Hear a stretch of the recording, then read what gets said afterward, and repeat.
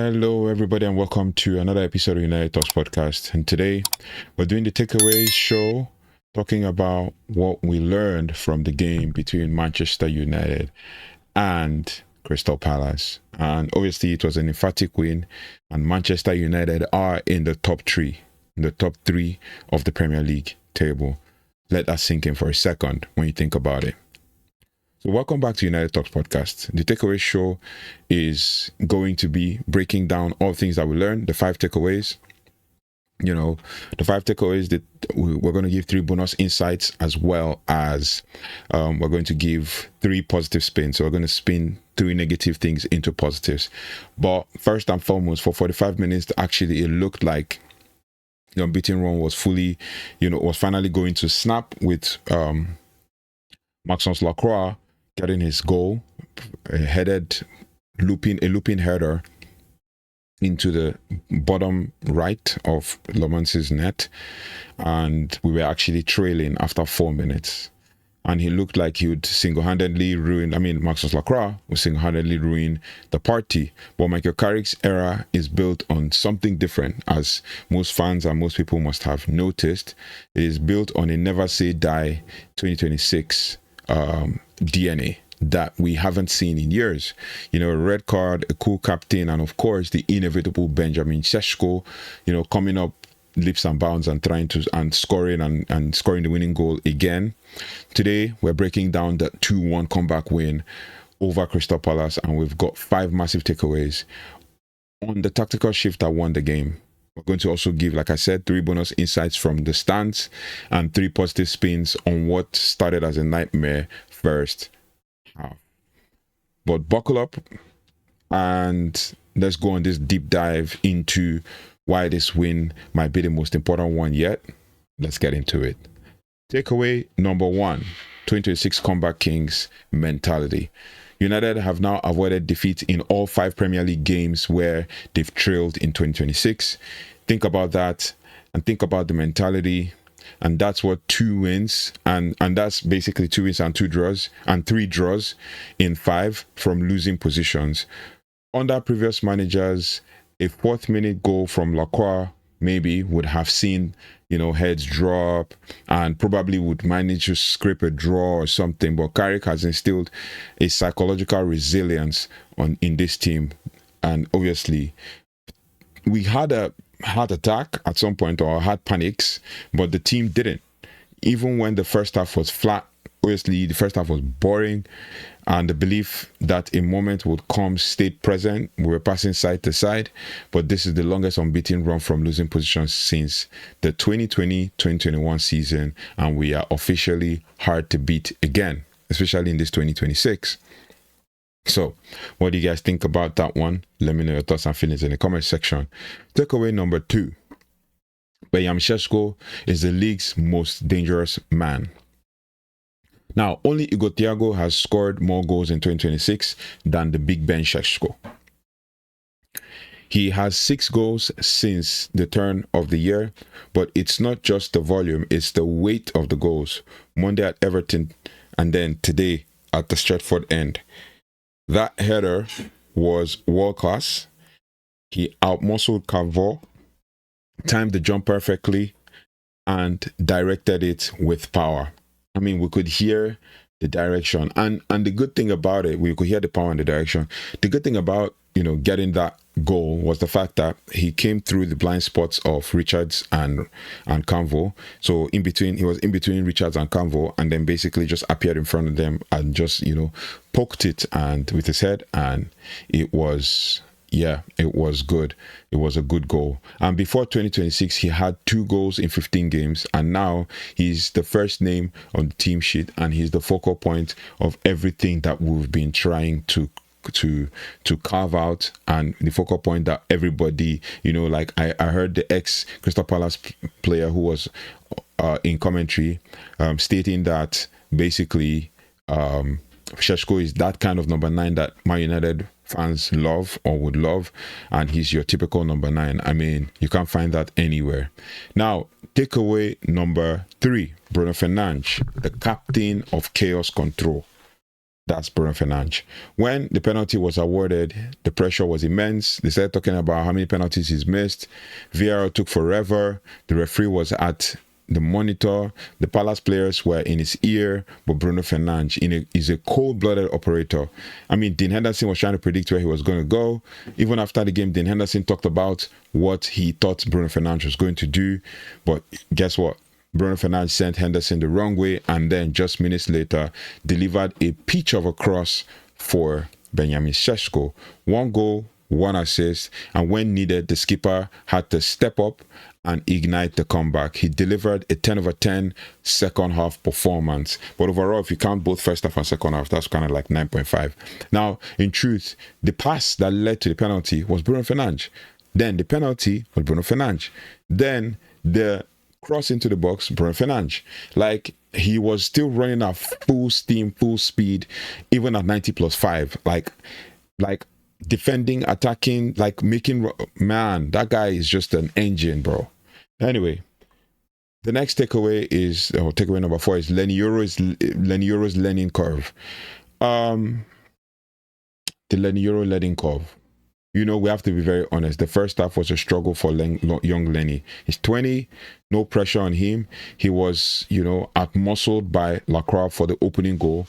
But it was also a reminder that even the most talented 20-year-olds in the world are going to have welcome to the Premier League moments. Obviously, he played in the Premier League last year, and this year he seldom had games. This is his second back-to-back 90 minutes, and he's played that. Other times, he will be subbed off somewhere around like the 70th minute, but he played the full 90 minutes and was at full steam as well. But what I loved about his second half is the fact that he didn't hide. He stayed aggressive. He played a high line. If you check his heat map, he was actually really high. And then he helped in Palace's he helped pin Palace back, and it's a takeaway in growth. I mean, he's learning on the job, and Carrick clearly trusts him to play through the mistakes, especially playing him through 90 minutes. That is super, super interesting. The next one is takeaway number 5, and that is that the Dean Henderson wall. Now, if it wasn't for, this Son of Lament's wall, I'm mentioning Dean Henderson because Dean Henderson also saved the game, right? If it wasn't for him, this game ends 4-1, 5-1 at the very least, right? So target the Dean Henderson wall, not the Lament's wall. Because if it's not for him, if not for the saves he was making, this game would have ended 4-1, 5-1 at the very least, because we had 20 shots at the end of the game, and he was inspired on his return to Old Trafford. The saves to deny Ahmad and Casemiro were top tier. I mean, Ahmad's 2 shots, Bruno Fernandes' free kick, Casemiro's shots as well, and the point blank header that he saved. Even though he's the opposition keeper, the takeaway for United is that we created a 2.05 expected goals, and we had 20 shots, as I said, and we are just winning by luck. We are actually creating high quality chances. On another day against a lesser keeper, this is a blowout win. So that's a good positive. Now we're going to talk about the bonus insights from the game. Now, for the stuff that you might actually have missed if you weren't watching, the tactical camera or anything in between, the first one is the Mazraoui shift. Luke Shaw going off with a knock was actually a huge blow, but Mazraoui's versatility saved us. He struggled early in the middle with Cunha, with that time when they had that shot, but by the second half, basically, his ability to tuck inside as an inverted fullback allowed for Meno and Casemiro to push higher, and he effectively became the third midfielder who kind of created that overload for after that Palace red card. Now, you think about it from the tactical perspective that Nouzai Mazraoui is a very good player and has come up with the goods in games, and he's barely had games since the AFCON, but then under Michael Carrick, he's been trusted to come on in the 20th minute for Luke Shaw, and then he came up and he did really good when he came to basically delivering on the day. Like, if you check his heat map, he was everywhere, was all over the pace, he was matching the pace. And obviously, he played at left back, which is where he played for the most part of the African Cup of Nations. So that is a good positive. And that means that if Luke Shaw doesn't make the game against Newcastle, then this guy, Nuzai Majraoui, makes the cut for the game. So basically, that was a good positive to see. That was a good learning for him as well, right? Number 2 is Mateusz Cunha. Spin insight number 2, positive bonus insight. Mateusz Cunha is the foul magnet, basically, of this game. Cunha's movement is a nightmare for defenders. He's the reason Lacroix is in the shower early, and by playing too tight to Cunha, Lacroix was forced into a desperate tug, and Cunha's ability to draw fouls in the zone 14 and inside the box is a tactical weapon that gives Bruno so many set piece opportunities, and that was what led to one of the saves as well in the game.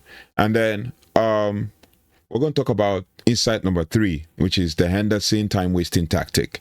Did you notice the yellow card for Dean Henderson for time wasting in the 50th minute? That was a signal, right? Palace knew that the tide had turned even before the red card. They were, terrified of our second half intensity. And obviously, if you look at that, I think Michael Carrick basically has had more goals in the second half since he joined Man United than the first half, right? So basically, Dean Henderson was trying to waste time. Palace knew the tide had turned before the red card, and obviously they were scared that we were going to intensify our second half. And Carrick's halftime team talks must have kind of had an impact in the team, and it must be a legendary conversation right now because we came out like a different team in the second half. And that's why I almost tagged the match review video as a game of two halves. But yeah, obviously that was a good one. Now we go to the positive spins. We're going to spin the negatives into positive, and it's time to actually spin what we thought to be negative, right? The first one is the slow start. And it is not a slow start, it is a stress test. And everybody was like, oh, this is a test, this is a true test. People were worried about the flat reds in the first 30 minutes. I mean, obviously, I prefer to see it as a stress test for a defensive resolve, right? For our defensive resolve, this can be seen as a stress test. Yes, we conceded, but Lomans made a massive save against Sarr to keep it at 1-0. And we proved that even when we aren't on it, we can still stay in the game long enough for our quality to actually tell. And that's the mark of a champion level side. That's the mark of a side that is developing and evolving into a better team. Number 2 is the Luke Shaw injury. Is it a disappointment or an opportunity? Is it a setback or an opportunity for us? Does opportunity knock for other players? No one wants to see Shawi injured. I mean, he's the most consistent player in this squad, no matter what people want to say.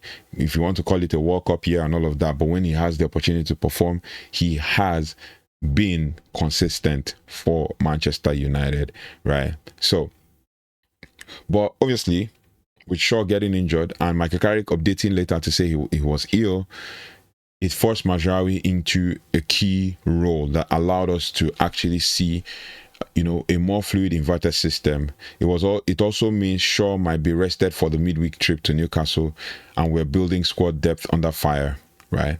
And Majraoui proved that he can handle the pressure of the Stretford end. Positive spin number 3 is that only winning because of the red card, bro, tactics actually forced the mistakes. If people thought that we won because of the red card, because I've seen rival fans say we won because of the red card, it is actually tactics, right? The lucky narrative is out there that you only won because Lacroix got sent off. But let's spin it. Lacroix got sent off because United's pressure and Cunha's positioning forced him into a professional foul. Red cards aren't accidents, they are the result of sustained offensive pressure. That was absolutely a goal scoring opportunity. He already impeded Cunha outside the box and then pulled him back while Cunha was going inside the box. So we forced the error and then we ruthlessly exploited the extra man. And that's elite game management. If that's hard for most rival fans to take, then you might have to wait for your own opportunity to come to take it. But hopefully your opportunity doesn't come against us, right? Now, this is my final take. United are third, and we've leapfrogged Villa. Now, we are heading to Newcastle midweek with the wind in our sails. Benjamin Sesko is officially the prince of the Premier League right now. And Michael Carrick's unbeaten streak across 2 spells is starting to feel like destiny. But I want to hear from you guys, the heartbeat of this club. Here's a big question for you in the comments. Let me know your thoughts and feelings. We've seen Lenny Yoro struggle a bit physically today, while Harry Maguire looked solid when, while playing. Now, with Newcastle's physical front line coming up, do you start Yoro again and let him learn, or do you bring another defender in? I mean, obviously, which defender do we have? Lisandro Martinez doesn't seem to be back, and I hope he doesn't go into a shouting match with Michael Carrick to tell Michael Carrick that he's back when he's not, right? But do you think that Maguire might get another partner in at the Newcastle Stadium, because we're going away? We beat them 1-0, and hopefully we should be able to continue that winning streak. Do you think that Maguire will get that opportunity to play with another player, maybe in heaven? Let me know your thoughts and feelings in the comment section. Now, we're going to be analyzing the Newcastle game pretty much maybe tomorrow or later today. And I'll be expecting you guys to give me your comments in the comment section, what you expect from the Newcastle game and your tactical takes. We'll also try to do a deep dive into how Michael Carrick was able to grind out a comeback win against Crystal Palace. So now we're third. Let's continue to power on, and long may this form continue with Michael Carrick, at the helm of affairs. Let me know your thoughts and feelings in the comment section. I'll see you in the next one. Thank you for watching. Thank you for liking, sharing, and subscribing. If you haven't already, please do like, share, subscribe, and hit the notification bell so you don't have to miss anything as it relates to all things Manchester United. I'll see you on the next one. Take care, goodbye, and God bless.